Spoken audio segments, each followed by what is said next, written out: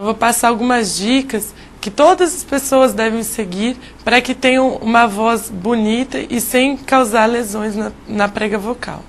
Então a gente deve evitar café e todas as bebidas pretas. Então café, Coca-Cola, chá mate, chá preto, guaraná, cigarro, bebidas alcoólicas.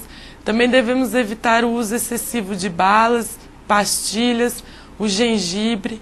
Eles funcionam como anestésico e só vão piorar se você já estiver começando a ter algum problema na sua voz. Também devemos evitar, principalmente os professores, devem pensar em roupas mais confortáveis para entrar na sala de aula, evitar roupas que apertem muito na região do pescoço, do tórax, na parte mais inferior também da barriga. Devemos tomar bastante água, principalmente durante as aulas. O professor deve ter sempre junto com ele uma garrafa de água e toda hora ingerir uma pequena quantidade de água. Na hora do intervalo, pode pensar em trocar as bolachas por uma maçã, que é uma fruta astringente, ajuda a limpar a garganta, a deixar a voz mais limpa. Também devemos evitar comer e deitar. Então, toda vez que a gente come, a gente deve esperar pelo menos 45 a 50 minutos para deitar, para evitar o refluxo. As pessoas com alergia devem evitar ar-condicionado, locais muito empoeirados, com mofo. E quando a gente não puder evitar esses locais, às vezes na sala de aula, o giz, o ventilador, a gente deve pensar em aumentar a quantidade de água que a gente ingere. Podemos fazer alguns exercícios para que a nossa voz mantenha-se sempre limpa, sempre bonita, sempre clara, evitando as lesões. Então a gente tem que pensar primeiro na questão da respiração. Sempre antes de começar a falar, a gente tem que inspirar, deve evitar usar a musculatura aqui do ombro e do pescoço, procurar fazer uma respiração mais diafragmática, então puxar o ar, encher o diafragma e soltar bem lentamente. Fazer isso toda vez antes de falar. Podemos também fazer alguns exercícios de vibração, de lábio, de língua. Cantar alguma musiquinha fazendo vibração de lábio ou a língua. Pode ser uma vibração simples, ou de lábio ou de língua, então. Ou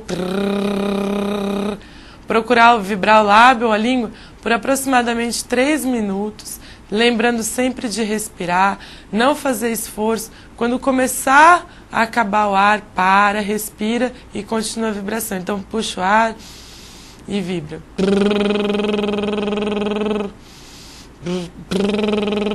Também pode cantar alguma música, uma canção que a gente usa bastante, eu atirei o pau no gato. Então, vibrando os lábios.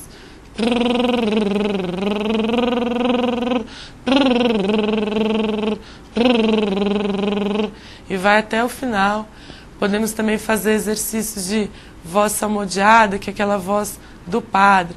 Então, usar algum texto, algum poema, ou os dias da semana também. Então, por exemplo, assim, segunda-feira, terça-feira, quarta-feira, quinta-feira, e fazer até sábado e domingo.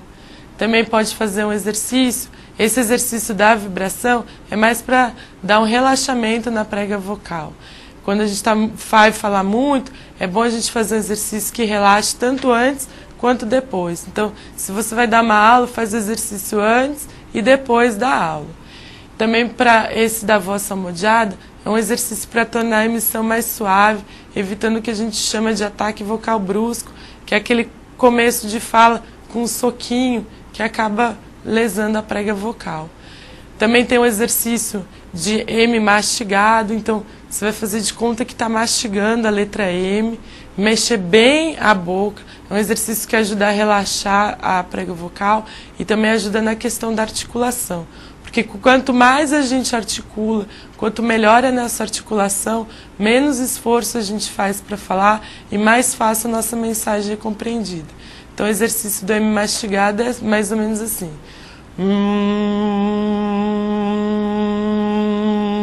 E você deve sempre terminar usando as vogais. Então você começa fazendo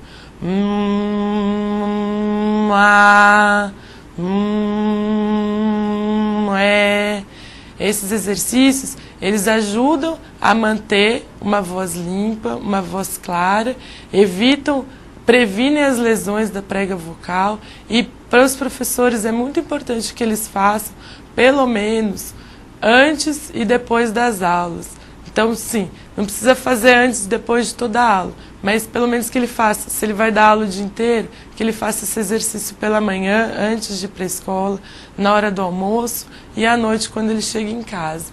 E aí à noite, quando ele chega em casa, ele já falou o dia inteiro. Então seria bom que ele procurasse fazer um momento de repouso vocal.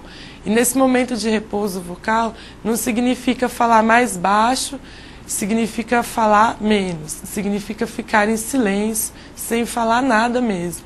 Quando a gente fala mais baixo, quando a gente tenta usar um tom diferente do nosso tom de voz, a gente acaba forçando mais ainda a nossa prega vocal. Então, quando a gente fala para os professores fazerem repouso vocal, o repouso vocal é o silêncio mesmo.